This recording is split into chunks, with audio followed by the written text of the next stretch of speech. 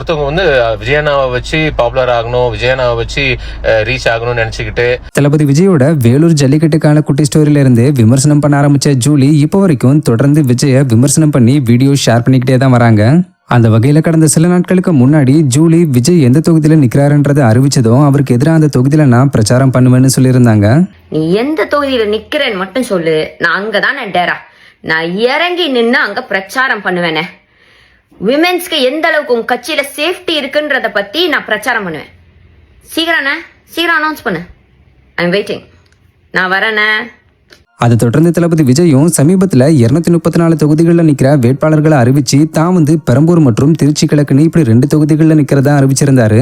இந்த விஷயம் கேள்விப்பட்டதும் Julie DMK ஆட்கள் கூட நின்று டிஎம்கேக்கு ஆதரவா ஓட்டு கேட்டு விஜய வாடான்னு சொல்லி மரியாதை எல்லாமே பேசியிருந்தாங்க.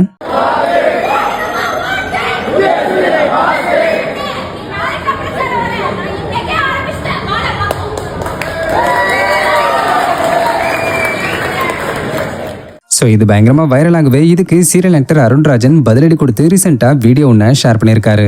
மக்களே வணக்கம். ஆக்சுவலா எனக்கு வந்து காலையிலேருந்து நிறைய மெசேஜ் ஆனால் இந்த வீடியோ பாருங்க, நான் இந்த வீடியோ பாருங்க, நான் இரிட்டேட் ஆகுது, ஆனால் கடுப்பாகுதானோ, எரிச்சல் ஆகுதானா, நான் இப்படி ஆகுதானோ அப்படின்னு. ஆக்சுவலா ஃப்ரெண்ட்ஸ், டிவிக்கு தொண்டர்களே, மக்களே, ஏன்னோ இதுதான் வந்து அவங்களோட அசைன்மெண்ட், இரிட்டேட் பண்ணணும். ஏன்னா அங்க வந்து நான் கூட ஒரு கட்சி மேல இருக்கிற கொள்கையின் ஈர்ப்பால, ஒரு அரசியல் மேல இருக்கிற ஈர்ப்பால, மக்கள் மேல இருக்கிற ஈர்ப்பால ஏதாவது நம்ம அரசியல்ல நம்ம இன்வால்வ் ஆகணும் அப்படின்னு நினைச்சு வந்திருப்பாங்க. அவங்களுக்கு ஒரு அரசியல் புரிதல் இருக்கும்னு நினைச்சேன்.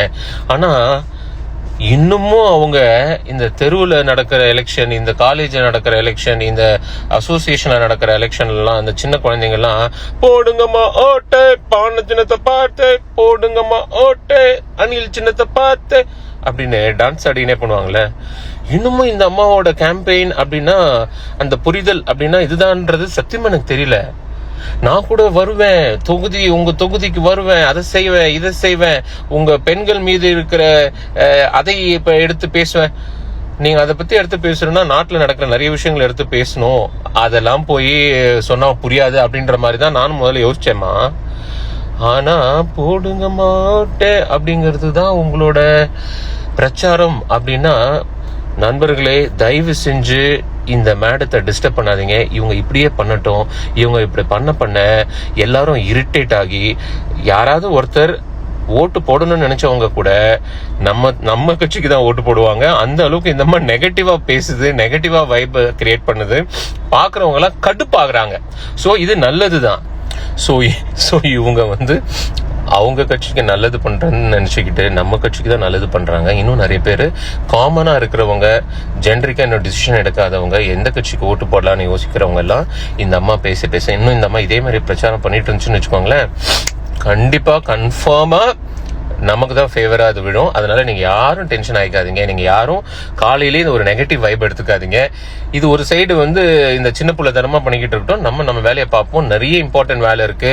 நம்மளுடைய மேனிஃபெஸ்டோவை, நம்மளுடைய வாக்குறுதிகளை இன்னும் ரொம்ப தெளிவா நிறைய பேருக்கு எக்ஸ்பிளைன் பண்ணி புரிய வைக்கிறதுக்கான நிறைய ஒர்க் இருக்கு. ஸோ நம்ம அதெல்லாம் அதை பார்ப்போம். இந்த போடுங்கம்மா ஆட்டு அதெல்லாம் வந்து அந்த சின்ன பசங்களுக்குள்ள அரசியல் புரிதல் இருக்கிறவங்க செஞ்சுட்டு போட்டோம். ஸோ நம்ம வேலையை பார்ப்போம். ஓகேங்களா? ஆனா நீங்க எல்லாம் சொல்ற மாதிரி வாடா பாத்துக்கலாம் அப்படிங்கிற ஒரு வார்த்தை வந்து ரொம்ப தப்பா அப்படின்னு எனக்கு தோணுச்சு. நம்மளும் வாடி போடி இங்கொய்யா மக்கா சக்கா மிக்கா கிக்கா குக்கா அப்படிலாம் பேசலாம்னா,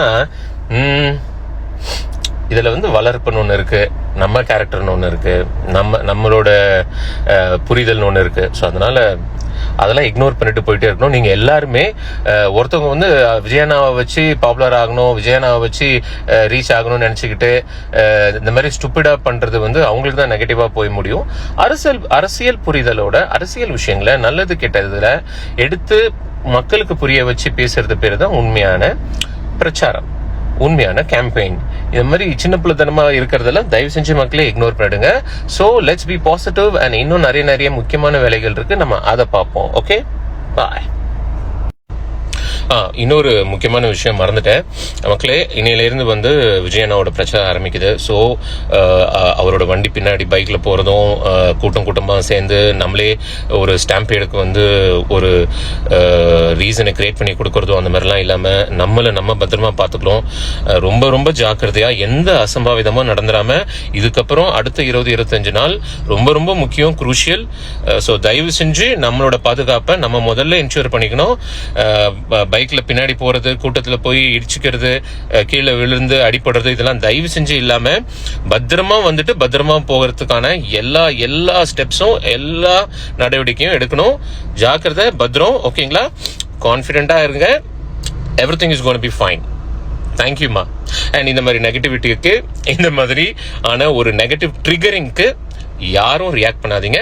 this is very common. So ப்ராக்டிக்கலா ரொம்ப நிதானமா அடுத்து என்னன்னு போவோம். ஓகேங்களா? So people will be triggering. So don't react to that. தேங்க்யூமா. Thank you so much.